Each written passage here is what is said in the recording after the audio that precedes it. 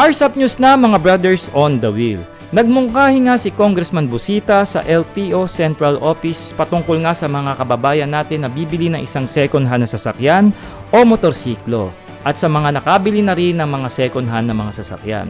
Sa mungkahi ni Congressman, nais niyang padaliin ang proseso nito sa ganon nang hindi naman maging abala sa ating mga maglalakad o sa mga magpaprocess ng mga papeles. Panoorin ang video mga brothers dahil maganda naman talaga ang mungkahi at panukala ng ating Congressman Busita sa LTO.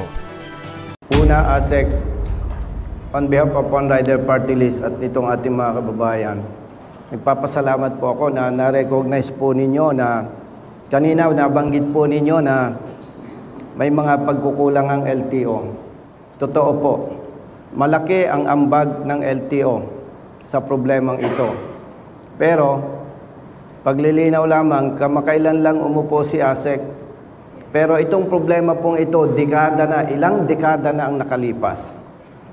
Hindi na natin kailangang magsisihan pa. Marami na ang namatay ng mga nagdaang administrations. Ang maganda lang nito, nandito si ASEC, gusto niyang ma-address itong issue at bukas yung kanyang opisina. Siya lang yung madalas mag-conduct ng ganitong hearings, consultations, pag may issue. So, malaki talaga ang ambag ng LTO sa problemang ito. Why? Alam ng taong bayan, during the past administrations, basta may pera ka, wala kang alam, pwede kang magkalisensya. Dahil dyan sa issue na yan, marami sa ating mga babayan hindi alam na kapag bumili ka pala ng second hand na sasakyan, dapat mayroon kang original ORCR. Marami pong motorista, mga bumili ng second hand na sasakyan, walang kopya ng original ORCR. Xerox lang. Bakit po, ASEC? Nag-assume ng balance. Yung kaibigan niya kasama sa trabaho, kaya pala ibinenta yung motorsiklo, hindi na nakakahulog. Ipinasa. Now, nabayaran. So, wala siyang original ORCR. ASEC, merong mga kababayan tayo dyan, bumili ng second-hand na sasakyan, hindi valid yung ID ng vendor. So, hindi mo maitransact yung transfer of ownership. Pag hindi valid ang ID ng vendor, ang ina-advise ng LTO personnel, isama yung vendor. Hindi na nga malocate, umuwi na ng Mindanao eh. Yung bagong owner ng sasakyan, pupunta ng LTO. Dala yung deed of sale, dala yung photocopies ng valid ID. Sasabihin ng LTO, Mr. De La Cruz, ang mother file ng nabili mong sasakyan sa Davao, nandito ka sa Quezon City, kailangan ng confirmation of registration. ASEC, inaabot ito ng ilang months. So, yung punto ng confirmation, ASEC, with all due respect, hindi yun responsibilidad ng new vehicle owner. Sa ordinaryong manggagawa, ASEC, hindi yan a-absent paulit-ulit para mag-follow up ng confirmation. Pagbalik niya, maybe after 1 month, 2 months, lumabas ang confirmation. Sasabihin ng bagong car owner, LTO, ito na po ang documents ko. Pag ni-review, sir, expired ang HPG clearance mo. ASEC, sa maliit na manggagawa, kahit yan ay 200 or 300 pesos lang, mabigat po yan. Ang mga ordinaryong manggagawa, ASEC, parang soft drink na Coke. Kung hindi zero, eksakto. Speaking of HPG clearance, pwede po kayong malaman, ASEC, sa kaibigan natin, kay General Segon. Instead of 1 week validity, is it possible na gawin po natin na 1 month man lamang, General Segon, sir?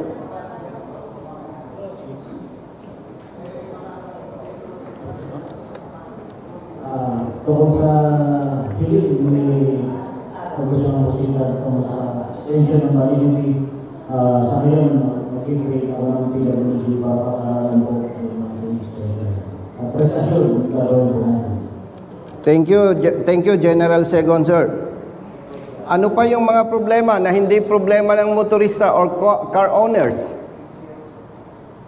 Magta-transfer ng ownership. ASIC, sir. Dadaan sa PMBIC, Private Motor Vehicle Inspection Center. Makikita sa system, hindi uploaded yung kanyang plaka. ASIC, hindi ito problema ng motorista, ng car owner. Sa ordinaryong manggagawa, hindi ganun yung kadali. A-absent siya, pupunta sa LTO, and honestly, ASIC, matagal ng sakit ito. Hindi lamang sa LTO, yung mga suplado, masusungit, masama ang ugali. Yan ay public knowledge yan. So, yung pag-upload ng plate number ASIC, hindi yun problema dapat ng motorista. Katulad ng confirmation. Yun po, dapat mabigyan ng attention. Ano pa po yung problema? Si Juan pupunta sa LTO, District Office. Kompleto na yung documents. Pag nakita nung processor ng LTO personnel, Mr. De La Cruz, hindi valid yung insurance mo. Sa iba ka kumuha, may insurance kami dyan. So, totoo po yan, ASIC. Dapat yan, kalabas po tayo ng memo na walang ganon. No? Yung ordinaryong manggagawa, ASIC, wala yung kakayahan na magreklamo. Aalis yan, kakamot ng ulo. Kasi 200, 300, 500 pesos, malaking halaga yan, ASIC, sa ordinaryong manggagawa. Ano pa? Kulang yung documents. Nire-require ng LTO. Ipresenta yung may-ari. Patay na ASIC. Ewan ko kung may espiritista pa ngayon. Alam ko, wala na eh. Para kung may espiritista, kukuha ng somebody, tatawagan yung kaluluwa nung namatay, sasapi, para mawitnessan. Yes, na talagang siya ay nabenta niya talaga yung sasakyan niya. So, ano pa? May binebenta yung barkada sa kanila dahil hindi naman nakapag-aral, kaperasong papel lang. Okay na. Kailangan ng notaryadong deed of sale. Hindi ka naman makapagpanotaryo kung wala yung both parties, vendor and vendee. Sa Quiapo, pwede. Pwede yan.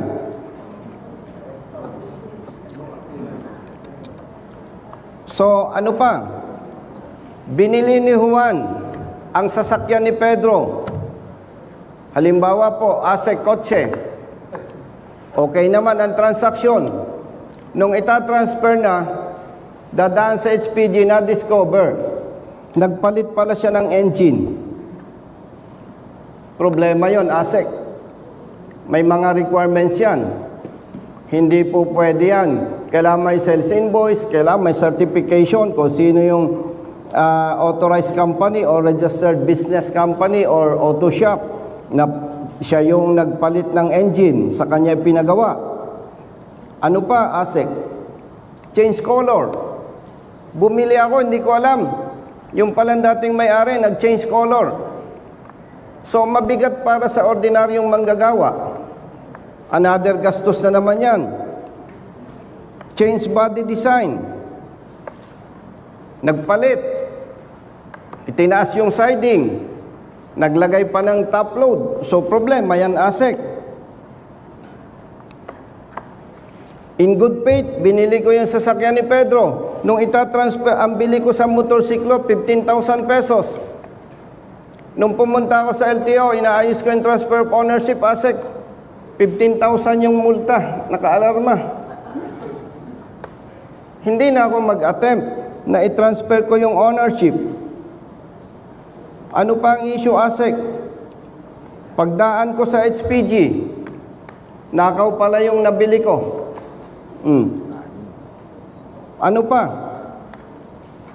Yung nabili kong sasakyan, ASEC, may kaibigan ako sa isang company, property ng company. Akala ko, nagbayad ako, okay na. Yung pala, kailangan pa ng secretary certificate. Close na yung company. So, hindi ko may ta-transfer.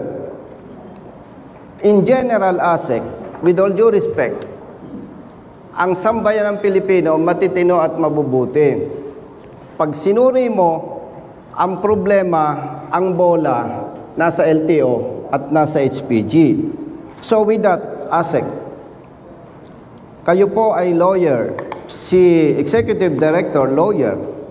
Wala po ako nakikitang paglabag sa batas kung kayo ay magbibigay ng moratorium at least 1 year. Second,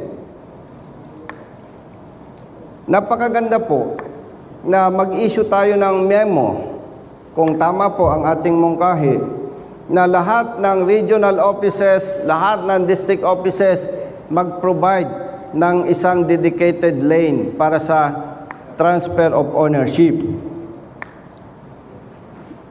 And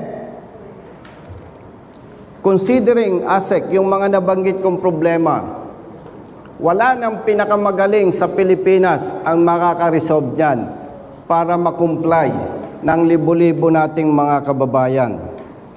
Ano po ang nating pwedeng imungkahi dyan? Kung ako ang nasa posisyon ng LTO at ako inassign ni ASEC sa lane na ito, sa Quezon City halimbawa,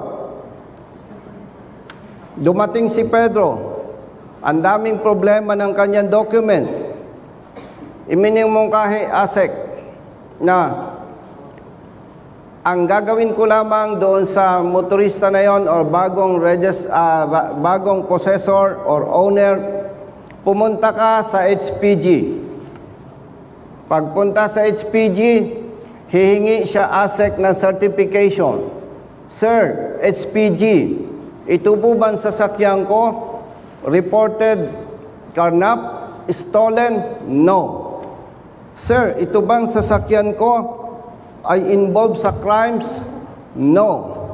HPG, sir, may involvement ba ito sa accident or whatever complaints? No. Mag-i-issue ang HPG ng clearance.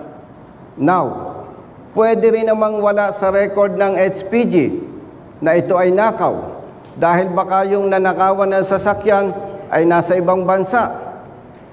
To protect the HPG, pinakamaganda mag-demand sila ASEC ng undertaking na sinasabi nitong bagong alleged car owner, pinanunumpaan niya na maayos to, in good faith, nabili ko. In the event na may complaint, carnap, stolen, involved sa anumang krimen, willfully, isasubmit ko ang unit, ang sasakyan, at haharapin ko ang investigation.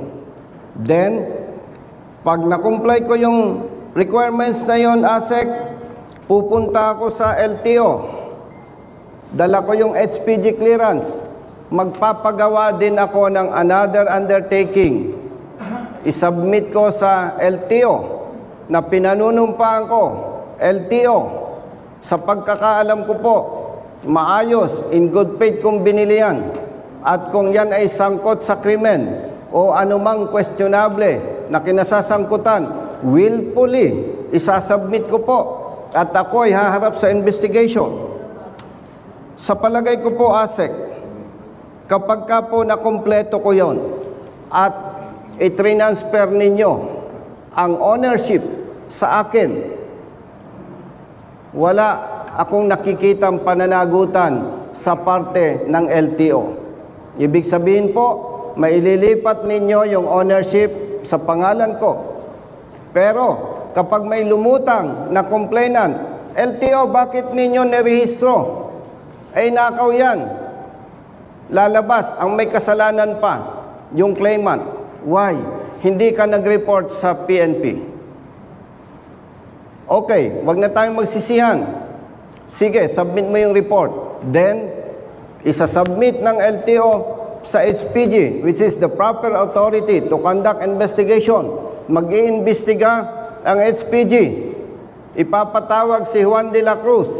Hindi pwedeng tumanggi si Juan de la Cruz dahil meron siyang affidavit of undertaking. So with that, ASEC, naniniwala po ako kapag ginawa natin yan, legally, maayos ang lahat. Then after nung ibinigay po ninyo halimbawa na moratorium, effective 2026, lahat ng transfer of ownership within 5 days dapat ma-report ng seller. Within 20 days dapat may transfer of ownership. I think ASEC, yung gustong i-implement base sa batas na 20,000 pesos, wala akong nakikitang dahilan na may magrereklamo. Why?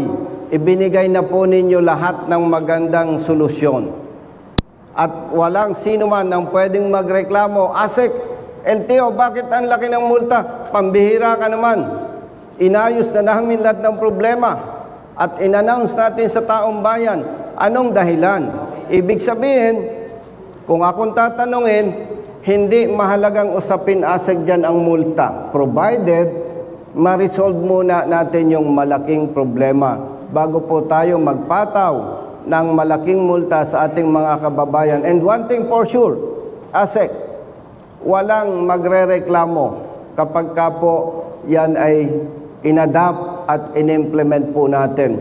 And ASEC, hindi naman ako lawyer, pero pag ako'y may idea, kinukonsulta ko po sa lawyers. And I hope and I pray na ito pong ating mungkahi on behalf of One Rider Party List at ng ating mga kababayan ay inyong i-adapt. And lastly, ASEC, hindi po ako naniniwala, ASEC, na tama, makatarungan at praktikal na lahat ng car owners kailangan pumunta sa LTO para mag-report at ayusin ang rehistro. Why? May legal documents eh. Kunwari, ako, isang congressman, inutusan ko yung aking driver, i-renew mo yung rehistro ng kotse ko. May documents eh. Bakit kailangan mag-report pa ako sa LTO? O, real talk tayo. With all due respect, ASEC, unsolicited advice. Huwag tayong maglabas ng memo na hindi po natin kayang ipatupad. Why? Halimbawa, ni-require natin ang bawat car owner na kailangan personally mag-report sa LTO. Real talk. Pumunta yung driver ni Senator. Halimbawa, kaya bang sabihin ng LTO, Mr. De La Cruz, kay Senator pala ito pa-reportin mo dito si Senator. Hindi gagawin yan ng ating tao. Anong pwedeng gagawin dyan? Sige Brad, ako nang bahala. Hindi tama. Why? Pag pala ang may-ari, Senator, LTO nang bahala. Kapag tricycle driver, hindi pwede. So lalabas dyan yung korupsyon. Baka naman. On behalf of One Rider Party List at nung ating mga kaibigan na naniniwala, mangyari po, i-consider po ninyo yung aming recommendation at huwag obligahin na ang mga may-ari ng sasakyan siya mismo magre-report. Mapapahiya po ang LTO dyan sapagkat hindi po ninyo kayang i-implement yan. Paginhawahin natin ang buhay ng ating mga kababayan. At alam ko naman, hindi ka magpatawag ng ganitong consultative meeting kung ikaw ay bingi at kung ikaw ay hipokrito na magpapatawag pero yung gusto mo ang susundin mo. At matagal na kitang kilala, marami na akong ni-request sa'yo na pag nakita mong tama, sometimes idinadaan ko pa sa ating executive director, immediately naglalabas po kayo ng memo at talagang ako mismo, kumpiyansa, mahal mo yung ating mga kababayan, lalo na yung mga motorista at ang kanilang pamilya. Yun lamang po, ASEC. Maraming salamat.